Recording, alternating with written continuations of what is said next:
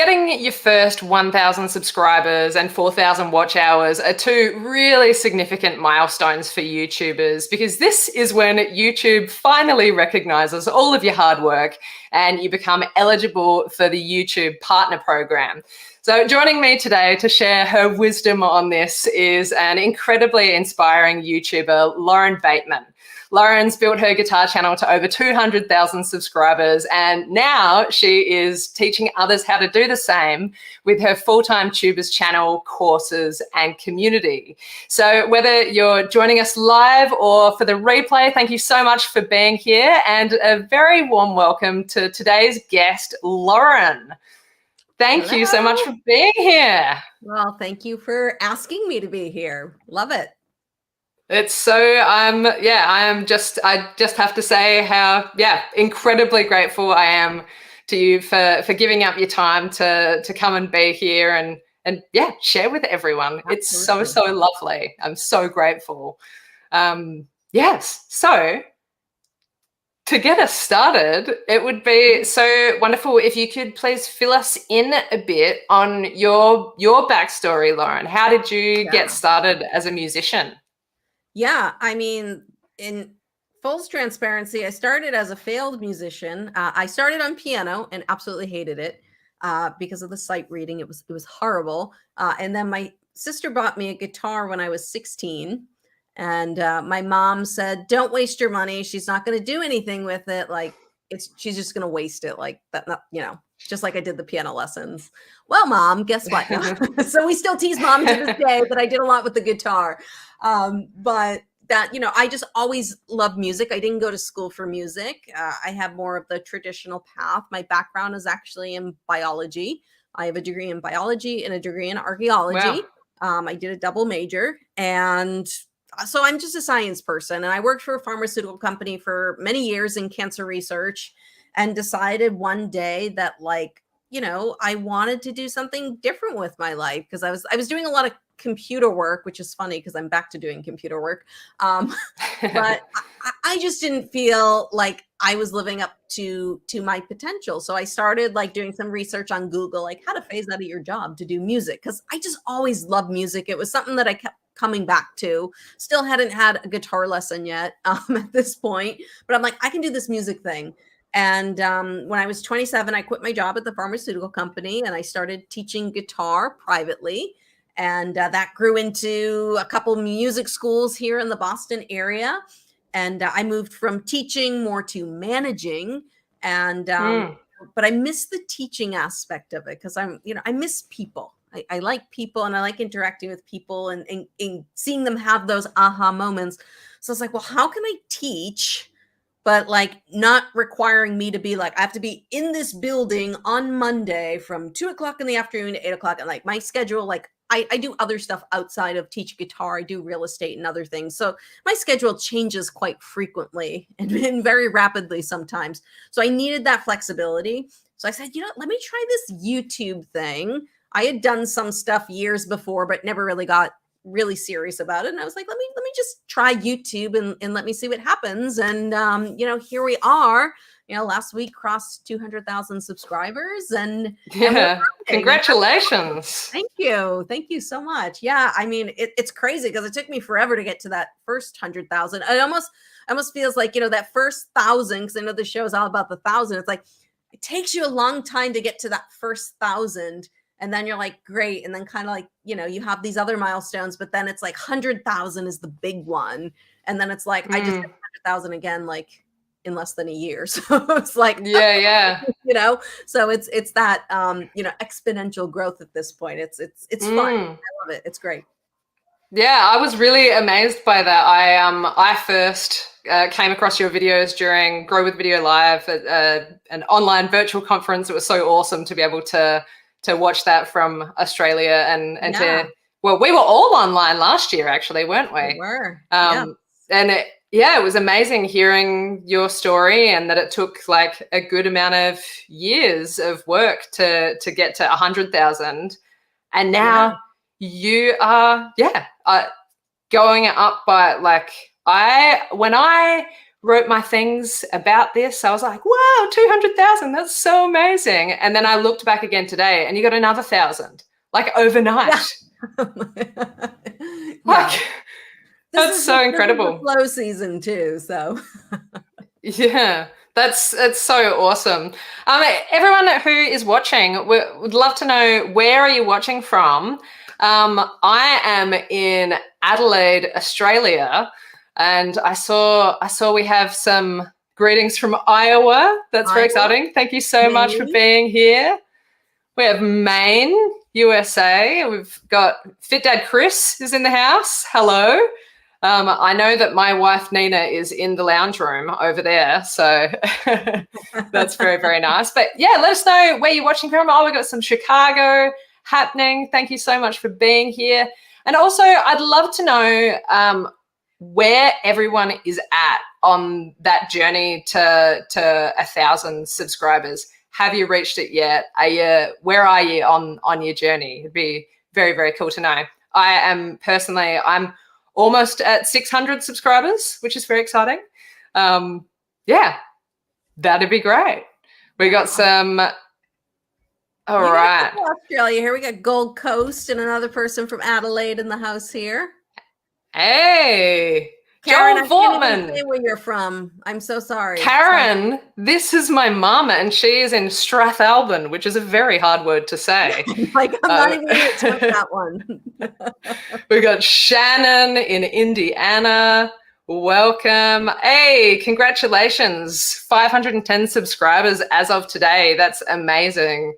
And Joel's at 8,000. Awesome. How good.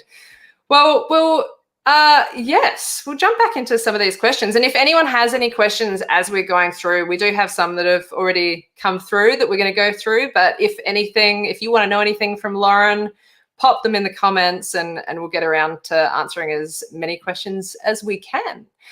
So here's a very good question that comes up a lot.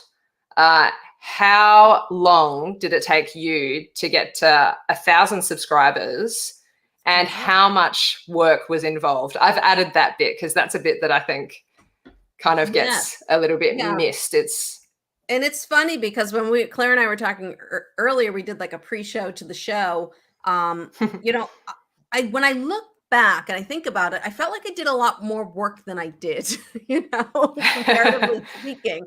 It's like, man, I did a lot of work, and I recorded and I filmed and I edited all these videos and I got them up on YouTube. And then in retrospect, I actually did a retrospect video when I got my like 100,000 subscriber plaque. I went back and went like year to year. And to answer your question quickly, it took me 2 years to get over 1,000 subscribers. I got like 500. I think I was under 500 in the first year. I only did 19 videos that first year. And I look back and I was like, wow, yeah, I felt like I did a lot more. Like, it just felt like a lot more work than that.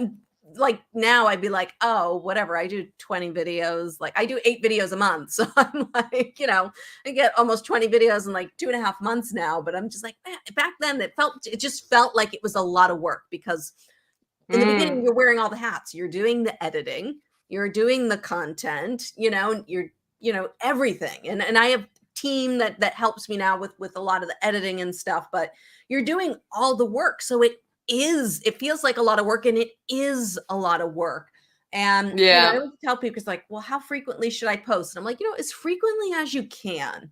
Because I understood, because like I said, I have, you know, real estate that I do. I was running brick and mortar music schools at the time. I think I had, I don't know if I opened the third. I definitely had 2 locations at that time. So, you know, I had a lot of things going on. So I wasn't sitting here all day, like just filming content for YouTube. I had to fit it in when I could. And I think that's very important for people to understand. But understand that it took me 2 years to just get that ball even rolling to get to the 1,000 subscribers. It's, it's so much work. Yeah. It's so much work.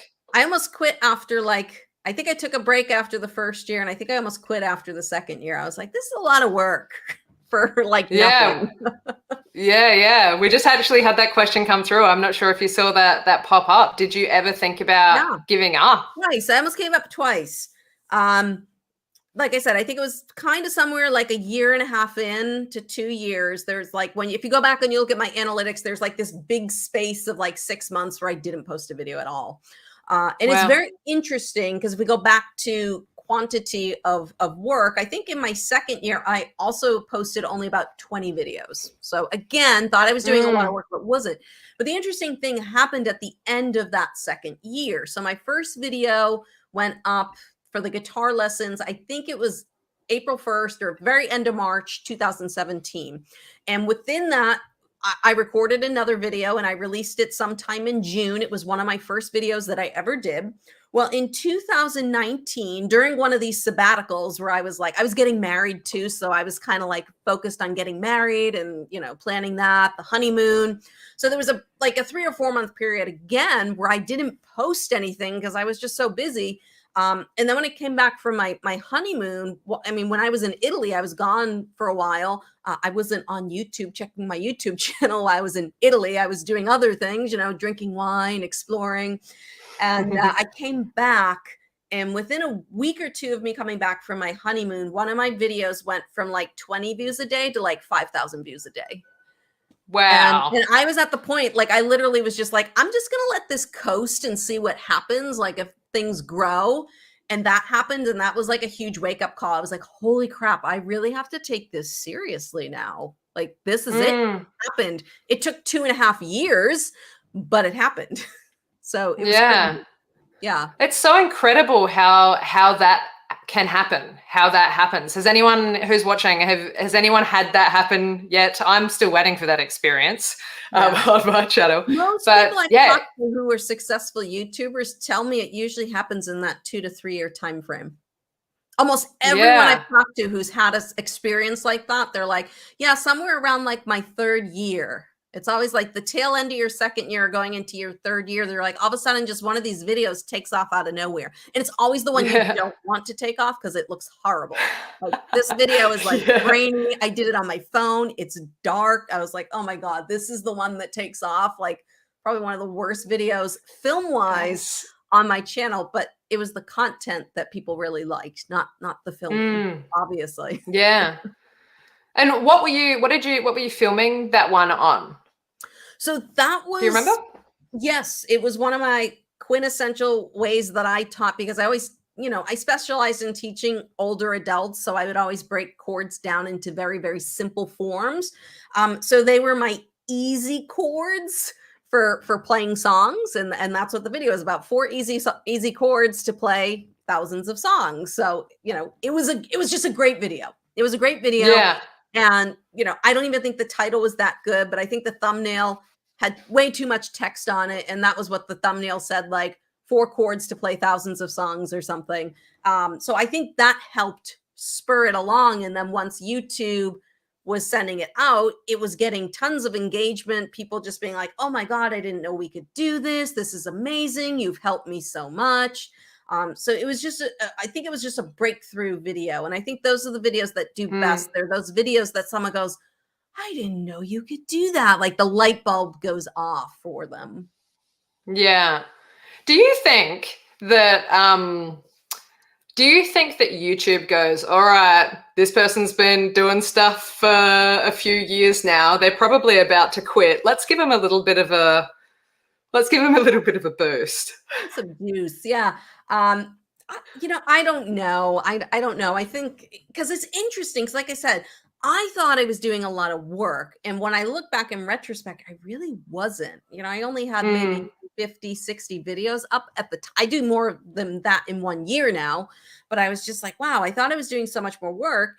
And I honestly don't know why that video took off all of a sudden. Like I said, it went from 20 views a day to all of a sudden like 5,000, 4,000. It was like, it in the span of like 2 weeks, like this thing. And you could see the growth because it was like, it went from 20, then it was like 100, then it was like 400, then 800, then it was like 2,000. It was just like, You could see the algorithm working because it was like, oh, we're showing this to people. They're liking it. Let's show it to more people. Oh, those people are also liking it. Let's show it to more Yeah. people. So I think it was just one of those videos that YouTube was like, let's show this out. Let's give it a chance. And it took Yeah. off. And I can't tell That's you so why. good. I wish I could tell you why, but that's what's made me take YouTube seriously. And I was like, I have to figure out really like why did this video stick out? Why did it take off the way it did? So now I kind of like reverse engineer videos to be successful. And a lot of my successful videos that have hundreds of thousands of views were created for that purpose. Yeah. Amazing. So. Amazing. We have had a question come through that I was about to ask you, which is, you're going along, doing your channel, things are starting to pick up. At what point did you stop doing all the work yourself and start creating a team? This is, good question. That's a fantastic question. And like any business owner, you do it later than you should have. I actually really enjoyed editing. And I was working with a business coach at the time to try and really get things going. And he was just like, why are you editing your own videos? I was like, well, I kind of enjoy it. He's like, yeah, but you need to be creating the content. Like you're actually making money doing this. Like, why don't you invest that money into hiring someone so that you can actually spend your time on the content? So I think it was June of 2020. It was May or June of 2020 when I hired my virtual assistant. So I have a VA in the Philippines, and he would, the minimum at the time, this was my coach's VA company. And he was like, it's 20 hours. And I'm like, I don't know if I have like 20 hours of work for someone to do. And I'm like, means I got to work more to like keep this person busy. And it worked out. I've always had 20 hours of work for him to do every week. And I just hired another VA who does email and other stuff for me.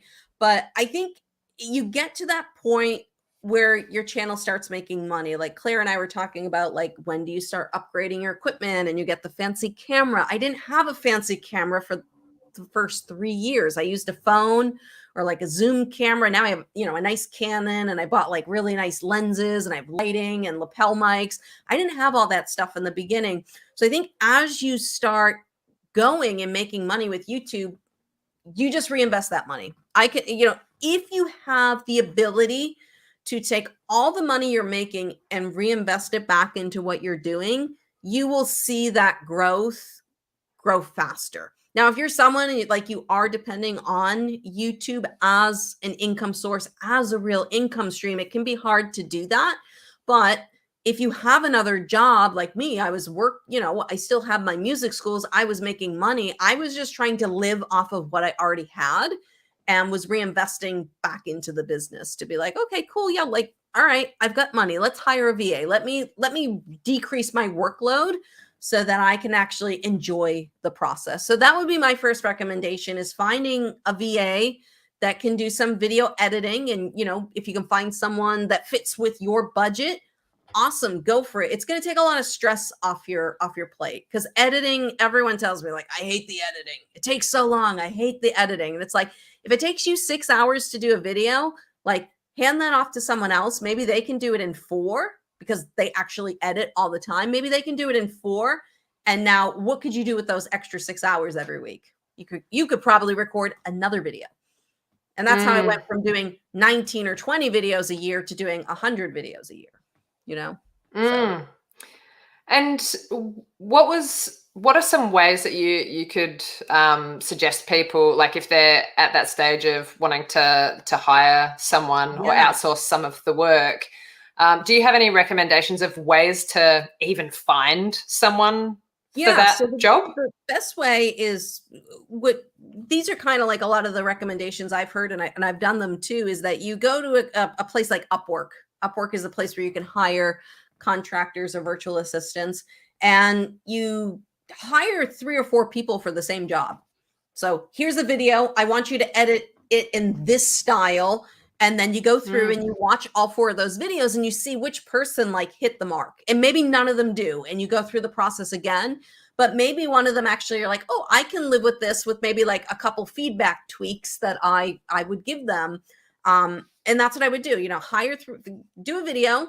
You know, there's lots of great people in the Philippines who do really great video editing, not as expensive as, you know, someone here in the US, or even I'm sure Australia, because there's some of you in Australia too.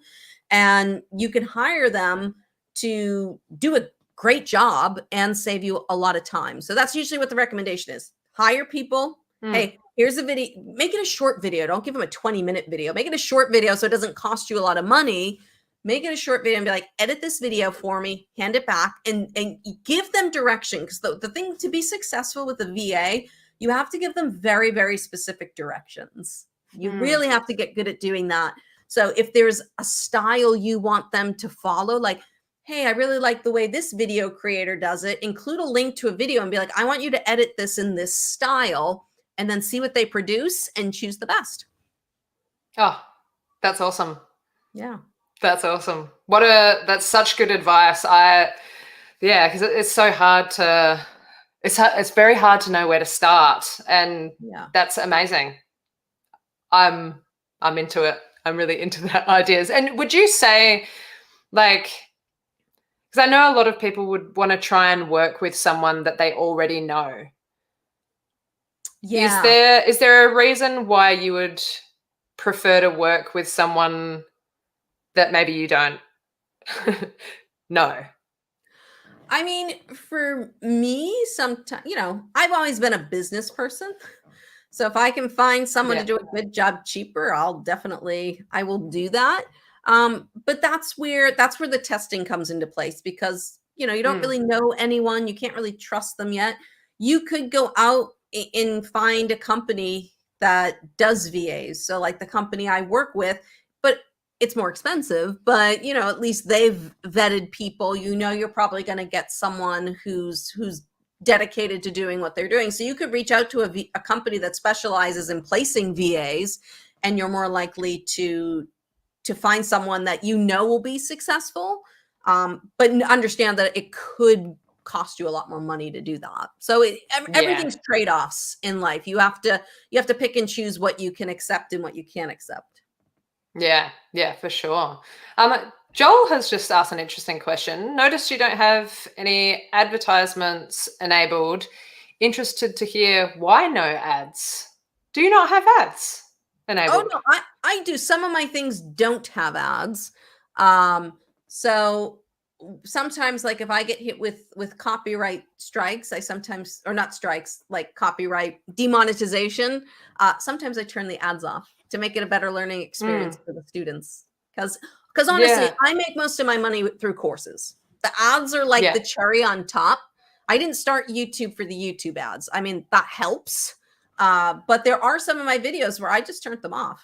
Like the ones that make you the most money, just as a guitar teacher, it's not the song videos. The song videos don't tend to get millions and millions of views, or at least not the ones I'm doing, because I'm doing stuff from like the 70s and 80s. Maybe if you hit like a pop tune that was coming out today that was trending, maybe you could get a lot of views. It's really the technique stuff that makes me all the money, and I don't get copyright or, you know, there's no copyright demonetization on those because there's no copyright material.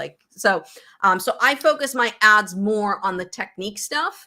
And if a song lesson doesn't get hit with demonetization, I'll leave it on. But if it does, I'm like, well, I'd rather make the user experience better for my students. Because who cares if I make $50 on this video or no dollars? Yeah. Because I have videos that are making me thousands of dollars. So I'd rather amazing. Let's just lean on that video, and then the students can get this one for free with no ads. So who cares? That's really interesting. So because you're obviously doing music, so I didn't realize that a copyright claim could happen with like all the time. It would be considered a cover. Yeah. So I get I usually don't get hit with copyright strikes. I usually get hit with covers. And then, like, you know, most of the money, you know, 80 to 90% goes to the copyright owner, and then they give, you know, us a few pennies or a few dollars, which is fine. Like I'm using someone else's work to like make money. Like I'm fine with that. And like I said, that's why that's why I sell the courses, because I really make my money on the courses. Like I always tell people, like the YouTube ad money, like that's just the cherry on top. That's like Yeah. my extra money to go on vacation or do something nice. But the courses are really where the majority of the money is made. So, Yeah. like I said, for me, it's the trade-offs, you know, and a lot of people focus on ad revenue. And if that's your main thing, like you want to have as many ads running as possible. But for me, it's not my main thing. So I'm okay with turning the ads off on some videos because for me, it's more important that the student have a better experience than me make, you know, $10 on a video. Because there's a, would you mind explaining the difference between a copyright strike and a copyright claim? Because there's a lot of, I think, fear around getting a claim, which is, I think, not such a problem.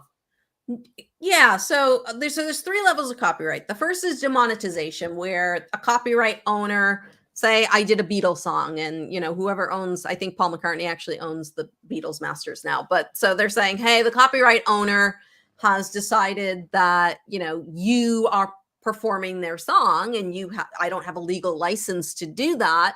So in order to make this legal, YouTube's going to just give them all the money, and that's fine, or most of the money. And nothing happens to your channel. That's not a bad thing. It doesn't show it to less people. It just means you don't make as much money off that video. The second one is a block, a copyright block. And this happened to me twice. One was Hotel California, and it was me performing the song. So I had to redo the video, and I took out me singing. I told the students, I said, I did this video. And I said, and I sang, and it wouldn't show the video. It was just like you would go to the link and it was just a black screen. So I couldn't do that video with singing. The other was I had a track playing in the background, and that's where a lot of my musician friends get in trouble, is they actually play the real track in the background. So that's where you can get in trouble. And the biggest one is a copyright strike. And I think if you get 3 of those in 90 days, you can get your account shut down. And those can pop up out of nowhere. Like, you know, Rick Beato, who's a big guitar person, he got one on a video he had posted like 3 or 4 years ago. And I think he got like 2 strikes in a matter of 30 days. And, you know, he's got millions of subscribers. And, you know, it's pretty upsetting as you're a teacher and you're trying to teach people about music, or you know, give exposure to some of these other artists that maybe aren't as popular. And so that can be the tricky part for musicians in particular. If you're someone who wants to do background music, definitely make sure you subscribe to, you know, a company like Envato Elements, where you can download music and get the license, because YouTube will ask you, be like, if you have a license code for this, put in the license code and we'll take it away. Like, no biggie. So yeah, the copyright strikes are the worst. So those are the ones you have to be careful about. Yeah, absolutely. I had mine and Nina's wedding was live streamed. It's private because that I think is not quite on theme for my channel, but but we had all of this music playing during our wedding, and I was like, oh no, my channel's going to be ruined. But it was fine. It's just that can't be monetized. And so I think it's something that people freak out about a lot, and it's like not necessarily a big deal, but very important to be aware of. I think definitely. GP Guitar, thank you so much for being here, has asked if did you do any self-promotion in the earlies? I think that's like the early days. I didn't. So that video I was talking about earlier, I think it's got almost 2 million views now. And I don't even think I had a call to action in the video. I mean, it was one of the first videos that I made. And, you know, I made all the mistakes as I started adding in call to actions, being like, subscribe, like, comment, like having way too many calls to action. And I kind of had to like peel it back. So you find the balance. But no, in the early days, I wasn't making any plugs. I didn't have a course at I think I recorded my course at the end of the first year. So I didn't really have anything to plug. I'd tell people like, oh, if you want to go see my lesson notes, or you want to go see the strumming pattern, I have it over on my website. So I would plug my website, but I didn't have a course in the beginning to offer people. So I hadn't thought that far ahead, because I guess I was just still trying to see if this would work or not. But I kicked myself. I'm like, here I have a video that has like almost 2 million views, and there's like no call to action to like go buy Lauren's course. Although I went back and I put like pop-ups, you know, like how you can have a link that goes somewhere and it's like, if you like this lesson, go buy my course. So it does that now, but yeah. So you mentioned earlier that your courses are your biggest stream of revenue on your channel. Yeah. Do you mind, like, is that something that you're happy to talk about? Because I think a lot of there's people in here that are interested in creating courses. Like, how did you get started? How has it kind of grown and developed since then? Yes, I mean, when I first started, it wasn't much. I'll be truthful. You know, I think I recorded my course the end of 2017, and I did it all with just like a phone. I didn't have a camera. I don't even think I had a lapel mic. Maybe I did buy a lapel mic for the course, like that plugged into my phone. But literally, my first course was done entirely on my phone. I did so much recording on my phone that I actually burnt it out. Like, I totally killed my phone. So it was kind of funny. So I published this course and I started on Teachable, which is a course platform, because it was like, you know, $20 a month or something at the time. And I'm like, I can afford to spend $20 a month to not sell any courses. So that's what it was. Like I said, I released this course in 2017. And then, you know, every once in a while I'll be like, you've made a sale. I get an email that's like, someone bought your course. And I'm like, yes, okay, I made some money this month. And that kind of, yeah, I'd sell a course here or there, like 1 or 2 a month. It wasn't anything to write home about, but I mean, I wasn't monetized on ads yet. So it was definitely more money than I was making in ads. Cause I think when I got monetized in August 2018, I got monetized and I made like 5 cents my first day. It was like, yeah, we've made amazing. So I was like, yeah, if I can sell a couple courses a month at like $97, then yeah, I'm doing great. And eventually what happened, so that video we were just talking about, the one that has almost 2 million views, I started getting emails being like, you sold the course. I'm like, oh, cool. And then like the next day I'd be like, you sold the course. And I was like, oh, wow, I've never sold 2 courses in like 2 days in a row. And then it was like, I just kept getting these emails that like someone else bought the course. And I'm like, something strange is going. That's how I knew that video had taken off. I was like, something happened, because I kept getting emails about I was making these course sales. And I was just like, this is strange. So I went over to my website and I saw like this huge spike in traffic. And I was like, what the heck? Like, and I'm going into the analytics to see, like, did a website like put a backlink back to my website? And there was nothing. And I was just like, geez, where's like all of this traffic coming from? So I was like, let me go check out YouTube and see what's happening there. And that's when I saw my YouTube traffic had like spiked. And I was like, oh my God. Like, I went from maybe selling, you know, maybe $300, $400, $500 in courses a month to selling like $2,000 or $3,000 in courses a month. Wow. Because this one video took off. So that's what I'm saying. Like, now the AdSense that I was making off that video was maybe like, I don't know, maybe it was $100 a month at the time, maybe a little bit more, but it's like $100 a month or $3,000 in courses. Like, that's why, you know, I turned the ads off on a couple videos. I'm okay with that. So that was from a video that didn't have any call to action.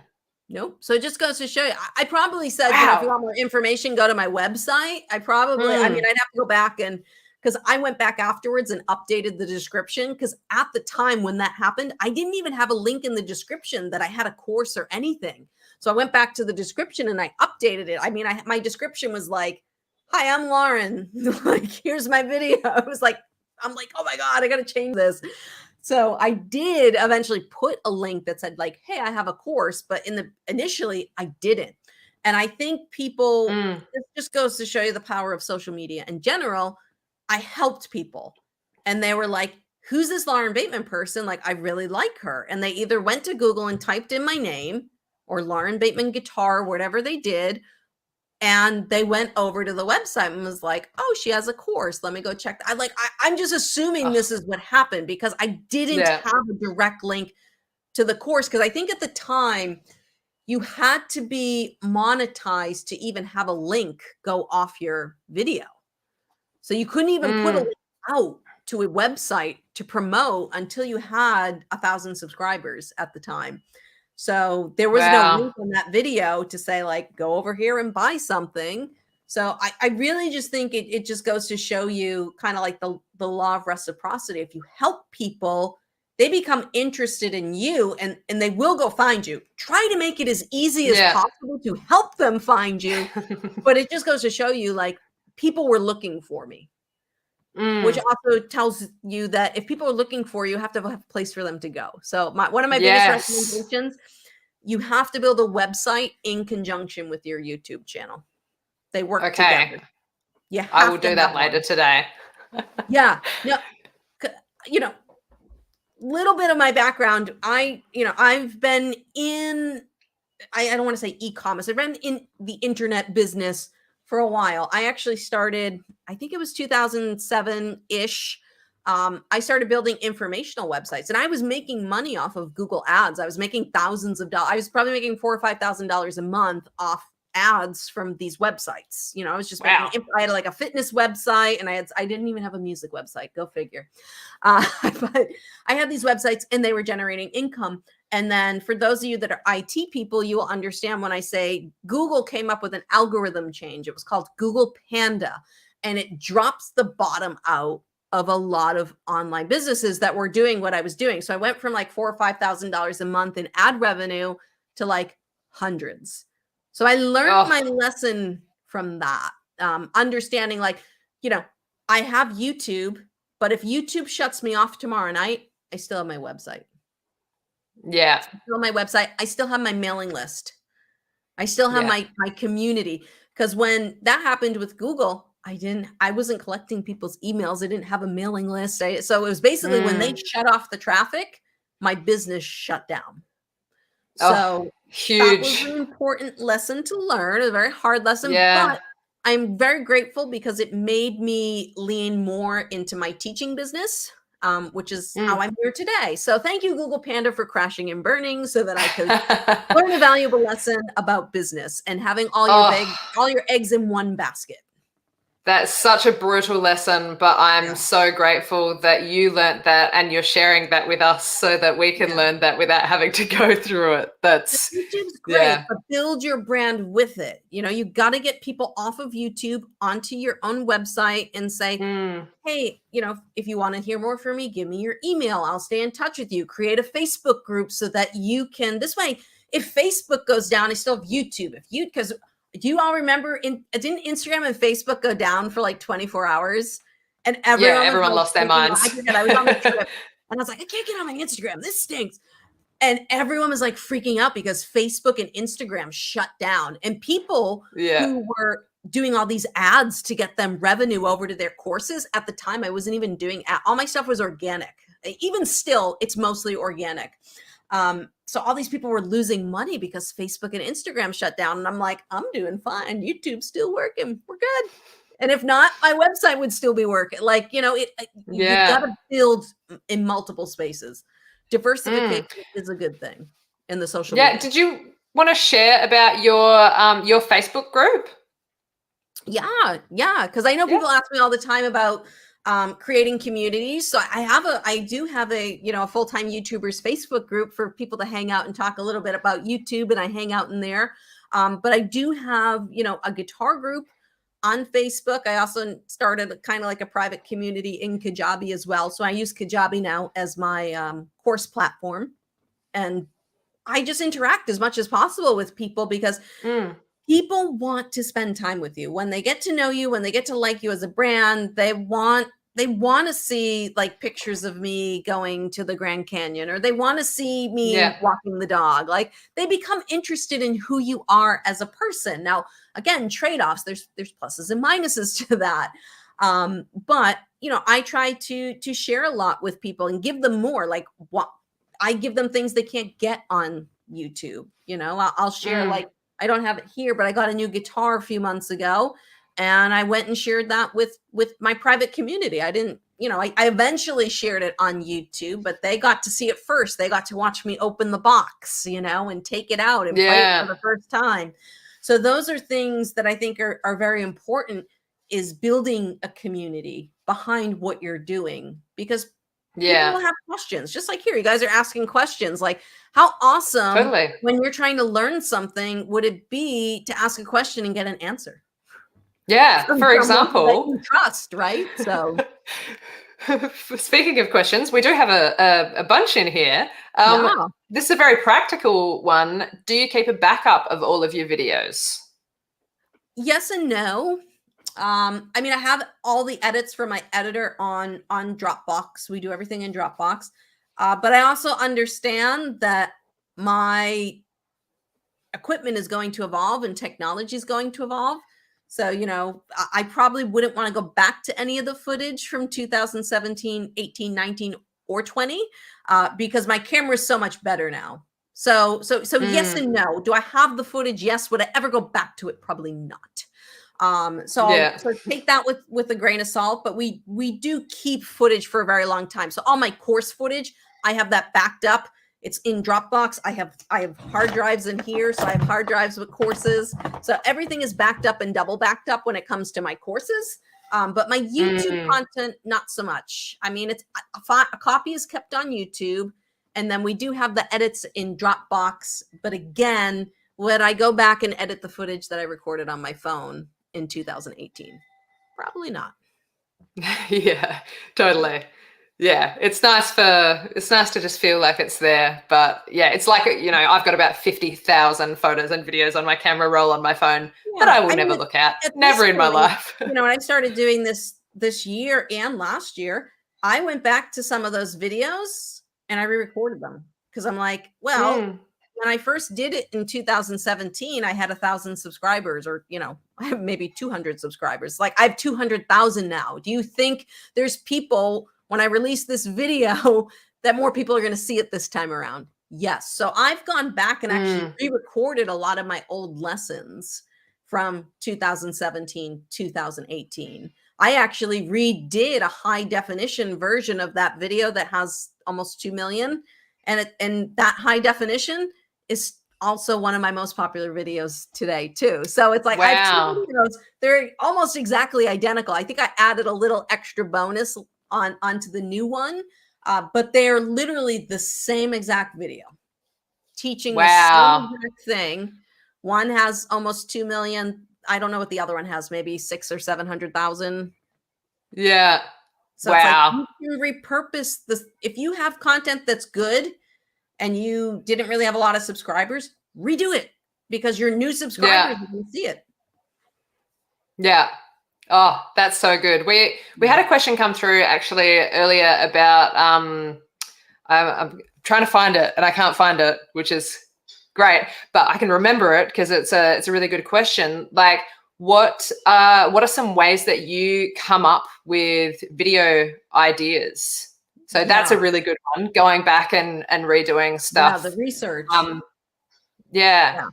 So I use TubeBuddy and VidIQ and all those things to understand a lot of it. So for my song lessons, I don't particularly do a ton of research on those because it's tricky because my song stuff is very audience specific. So my audience tends to be over the age of 50. So I'm doing a lot of classic rock or, you know, old school singer songwriter Neil Young, Simon and Garfunkel, Beatles. So it doesn't matter to me like, oh, if I do this video, it's going to get 1 million views. I don't do a ton of research on those because, for example, I did a video. It was Buffalo Springfield, for what it's worth. And when I looked on TubeBuddy, it probably would have been a video like, oh, I probably shouldn't do this because it didn't have a lot of search volume. But this is what's important with YouTube. You have to understand that there's search volume. You have to understand that there is your what we call browse features, what they show your subscribers on the home screen. And then there's also suggested videos. And search is usually your lowest. Once you get the ball rolling, it will be, of the three, your lowest in giving traffic to your channel. So I said, you know what? I had a lot of people ask me for this song. I'm just going to do it anyway. When I looked on TubeBuddy, it was like the #1 ranking video didn't have a lot of views. And I was like, oh, this is probably going to flop. But you know what? My students are asking for it. Let me do it. I released it. It was one of my best performing videos on my channel. Wow. It skyrocketed. It like everyone was watching it. Like my audience wanted it. It didn't matter that there weren't a lot of people searching for it all the time.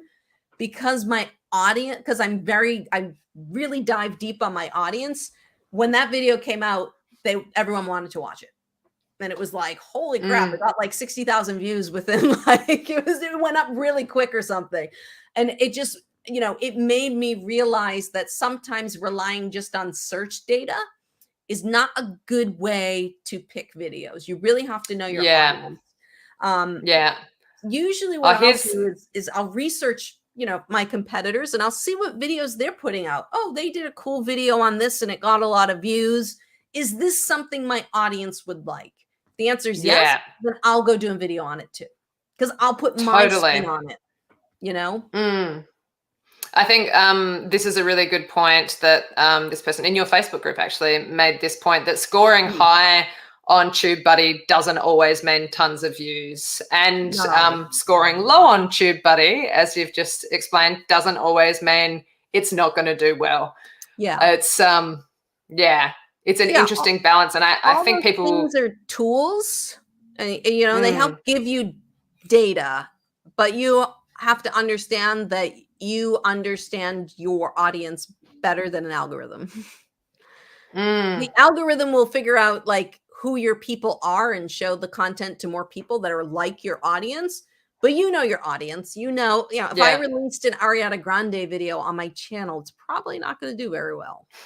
Even though she's hip and in right now, Neil Young's not really hip and in, but for my audience, they love Buffalo Springfield. They love Neil Young. I got a lot of Canadians.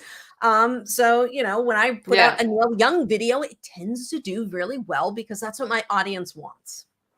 And it's also really interesting that even if that video, your Ariana Grande video, if you did do that, if you went against your instincts and you did do that, and you got a ton of people coming in for that video, if it did go viral or whatever, those people were not going to watch your other videos because they're into Ariana Grande. Right. They might watch the technique videos because the videos are very wide. We call those discovery videos on YouTube, where they can go far and wide and they can hit a real broad audience. But my song stuff is made for my audience. Yeah. We have this has come through from James. Thank you so much for being here, James. I've been testing and being consistent, working and building a community of people, but still wondering the big question, is YouTube saturated in 2022? Absolutely. But it was saturated in 2017. Let's face it, when I got started. There were lots of guitar teachers who had been on the market that have been there forever doing their things. They've got millions of viewers, and I was able to like eke my way into this guitar like stratosphere on YouTube. So super competitive. Obviously, there's certain niches that are a little bit more competitive. For example, fitness is very hard right now, but I think that shows the importance of what, you hear everyone, you got to niche down. Well, it's really true. And especially now on YouTube, because you really have to focus in on who the person is that you're making content for. And I was very lucky in the beginning that I knew exactly who my audience was. I was like, I'm going to make videos for older learners because I had the experience of teaching, and I asked myself, who were my favorite people to teach when I taught privately? And I was like, it was always the people who were over the age of 50 because we liked the same music and it was fun. Like, I couldn't believe people were paying me money. We had so much fun in the lessons that I was like, I would do this for free. Like, this is awesome. So I said, that's the people I'm going to teach. I'm going to tailor my content to these people. And that's what resonated, because they were like, you teach in a way that makes sense for me. And I think that's important for you to understand. We all have our own spins, but in the beginning, if I were doing, Justin Bieber, the Beatles, Ariana Grande, Elvis, and I was kind of all over the place with the music, I don't think my channel would have grown as fast or been as successful. But because I kept hitting people with like Horse with No Name, Neil Young, the Beatles, Johnny Cash, out like song after song after song was their favorite song growing up. Yeah. You know, I was doing all the hits from like the 60s and 70s. And they were like, I loved this song when I was in high school. So I was bringing them back. So they started learning that I was the person to go to if they wanted, because I only do acoustic on my channel. I don't really do electric. I might have a couple videos, but I mostly do acoustic. So they knew like I was the person that could help them. They knew because I told them I help old beginners. I help absolute beginners and older beginners. I'm not very good at teaching advanced students because I'm not that advanced on guitar myself. And I make fun of myself all the time. I'm like, I'm just like you guys. I didn't go to school for music, but I can have fun. And I mess up. One of my, the favorite videos people like, I have a crash course. There's like a free crash course. And, you know, I have the picks here and I'm playing with the picks and I'm like, this pick is really flexible. And you can see this pick is really flexible. Well, it was so flexible that I flicked it and I hit myself in the face. And I didn't edit it out. And I get so many people who write to me and they're like, I just bought your course because you just made me laugh and you made me understand that you're human. Like, you know, because most people would edit that out. And that's what they said. They're like, most people would edit that out, like, because that's embarrassing. Like I hit myself in the face with the pick. And I said in the video, I was like, that's funny. I'm leaving it in there. And I just reached in, grabbed another pick and kept going. And I do that in my videos. When I drop the pick on the floor, I make a big deal about it because I tell my students all the time, like, I've been playing guitar for over 20 years. I still drop my pick. So whenever I do it, when I'm recording a lesson, my editor knows not to edit it out. He knows to that's so good. He knows to let everyone know that I dropped my pick. And I'll make a big face and then we put like a little blooper thing where the screen like is fuzzy or something. And then we go back into the lesson. But whenever I make a mistake in my videos, I let people know that I did it. Yeah. Oh, it's so good. It's so good. And that it just is. And I think that's when people first are getting started on YouTube and they're so concerned about, you know, oh, I got to get the lighting right. I've got to get everything right. I've got to not say, impossible. That was totally not intentional. And I just proved my point. But it makes people go, oh, I can do that too.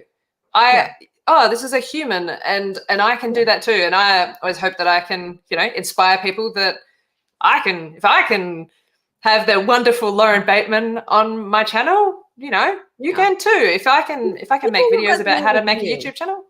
Yeah. Go back and you watch like my first 30 or 40 videos, like Wicked Awkward. Even that video that has 2 million views, it's like Wicked Awkward for me. Wicked is like very in Boston. But it is because I'm talking to a camera. I wasn't comfortable with like myself yet. I still had that voice in the back of the head being like, what do they want? And I'm like, you know what? They want me. Let me just be me.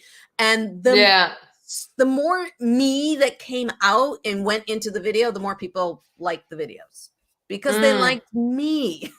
You know, they also liked Buffalo Springfield for what it's worth, but they also liked me and my presentation and my energy and how I taught the material, you know, not how someone else did it. Yeah, it's so good. Yeah. You're so good. We're running out of time and I'm getting very conscious of that. And we've got some amazing questions that have been coming through. And I want to get extra minutes. We can go a few extra minutes. Yes. Awesome. I love that.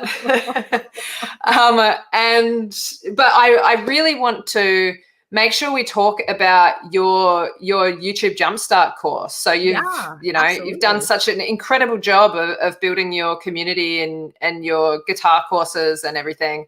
And now you're teaching other people how to do what you've done. So I'd love it if you could talk about that a bit. Absolutely. Like what people can expect. Yeah. The Jumpstart course is for people who are kind of just getting started because there's a lot of things you can do on YouTube. And, you know, the strategies I use today as someone who has 200,000 subscribers is very different than the strategies you should use when you're, you know, 1,000 and just getting things going. There's more important things for you to focus on in that point. And that's what the Jumpstart course is about. It's all about my experience and me telling you like the pluses and minuses of what I did when I got started, the things I wish I knew because I never got help on YouTube. You know, as a teacher, you figure I would know by now, like just go get the help, Lauren, so that you can figure it out faster.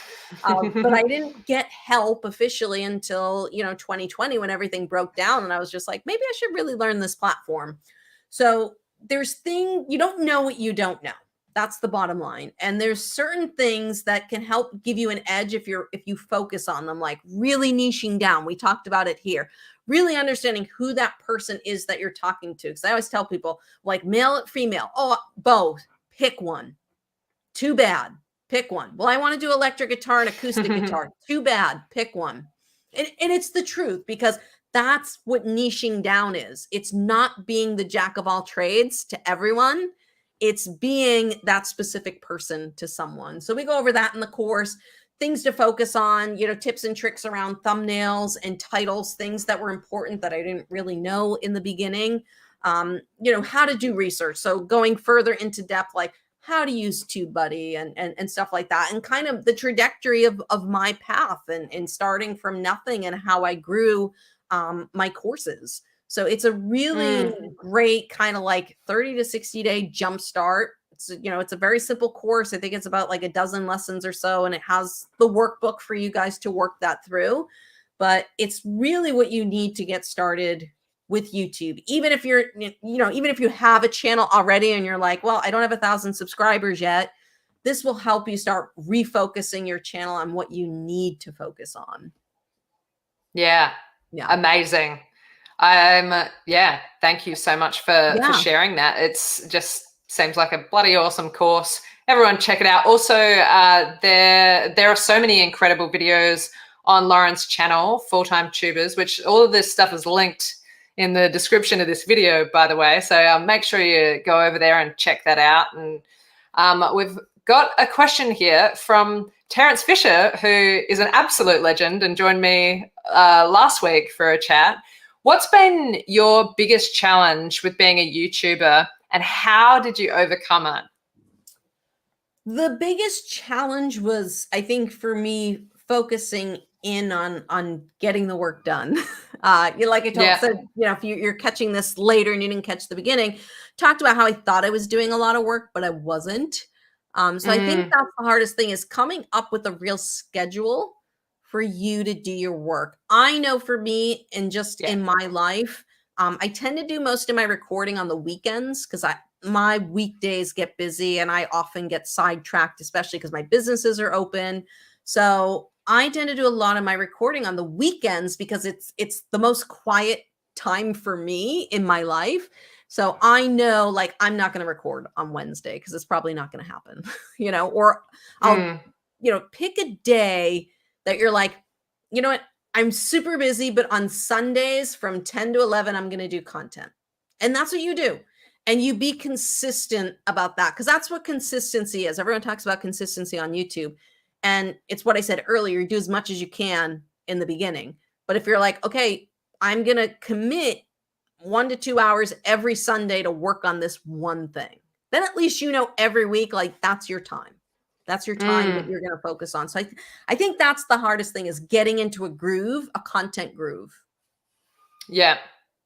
Content groove. Love that. Yeah. It's so impossible, I think, when you're like, oh, I've got to do a million different things. And until it's actually written down in a schedule, this is when I do this, and this. I'm very, very easily distracted. So for me, until I had a schedule, it was like, I felt like I was doing so much work, but actually I was doing so much scrolling and getting myself down rabbit holes. And with YouTube, it's so easy because you can be like, oh my gosh, I'm going to research literally every single thing that's ever existed. Like, there's so many rabbit holes to go down. 1 million rabbit holes. And it's like, what you're looking for is, what are you going to do your next 4 videos on? Start there. Because if you can get those 4 done, then you can go down the rabbit hole again and find 4 more things to do. And I don't, is this here? I have this is my big idea book, and ideas have R's on the end in Boston. Interesting. Whenever I do something, I just write it down. I write it down in the book. Now, I haven't gotten to everything, but anytime I'm like, oh, that would make a good video, I write it down in my book, I put it to the side, and now it's out of my head. because Yeah. I'm a very ADD person, but I'm also very obsessive. So I can tend to hold on to thoughts unless I release them. So I release them into the Yeah. book, and then I don't have to worry that I'm going to forget the idea because it's in my book and I can always look at it later. Yeah. Yeah. Oh, that's great. How do you go with sleeping with all this stuff going through your mind all the time? Oh, I sleep great. Oh, that's great. I'm so jealous. I'm so jealous. We have I sleep another wonderful at night. I get like a full 8-9 hours every night. It's great. I that don't is stress too much just about showing YouTube. off. Yeah, YouTube is one of my least stressful businesses. We'll put it that way. Yeah, awesome. Joel says, do you send out regular email campaigns, and approximately how big is your mailing list? Good question, Joel. That's a great question. We're probably in the 15 to 20,000 range at this point. So we've been working more, Wow. focusing more on growing that the past year or so. And we send out a newsletter every month. And we're working on trying to send out more regular emails, letting people know like what's going on, and doing more offers and stuff, and letting people know about courses or different specials that we might have going on. My course members, they usually get put into a follow-up sequence. So I usually follow up with them. In the beginning parts, it's like every 2 or 3 days I follow up with them, and then we're building it so that like I follow up with them at least once a week, just to give them a little motivation. Hey, if you're feeling down this week, don't, or your chord changes aren't coming through clean, don't worry. Read this student's testimonial. They have the same experience as you. So the core stuff, we're just trying to motivate people to keep going, because that's the hardest part, is getting people, whenever you're teaching people, you're trying to get them through to the end, because everyone has life that comes up and everyone has a million reasons why they shouldn't do something. So you need to constantly be telling them why they should. Mm. Yeah. Now, did you do much? Do you do all of your? Does that all come through Kajabi now? Your Kajabi. emailing, Yeah. mailing lists, and Yes, everything. I saw someone had asked about research, and I didn't do too much research. I really just liked the Kajabi format. I knew quite a few people who were using it. I had done quite a few courses myself on Kajabi. I liked the platform. It was neat. It was clean. And, you could do everything in-house. It's kind of like an all-in-one. And I liked having everything in one space. And from Teachable, the landing pages just look so much, they look a lot sexier too. So, so I like that about it as well. So it did make things a lot more easier. It's more expensive, but you can literally do everything in one place, which is nice. Yeah. That's I've looked into it. Not that I don't have a course yet, but I have been looking into it because it keeps on coming up. Like that courses are just the best possible way to monetize a YouTube channel. So if you have a teachable skill, it's so good. Yeah, like put your top 10 questions into a course. What are the top 10 questions people ask you? Put it into a course and sell it for like, $47 or whatever, make it valuable, make it worth, if you want to sell a course for $47, put $47 worth of value into it. Like, make it worth it. Okay, I will. I will. It's oh, goodness gracious me. I feel like I could chat with you for I mean, this has just been such a fun chat. I could chat with you for hours and hours, but I know that it's nearly probably, I assume, bedtime for you. It's 9 o'clock, so it's getting close. 9 o'clock. Oh, that's definitely bedtime in my household. But yes, I'm so incredibly grateful to everyone for being here.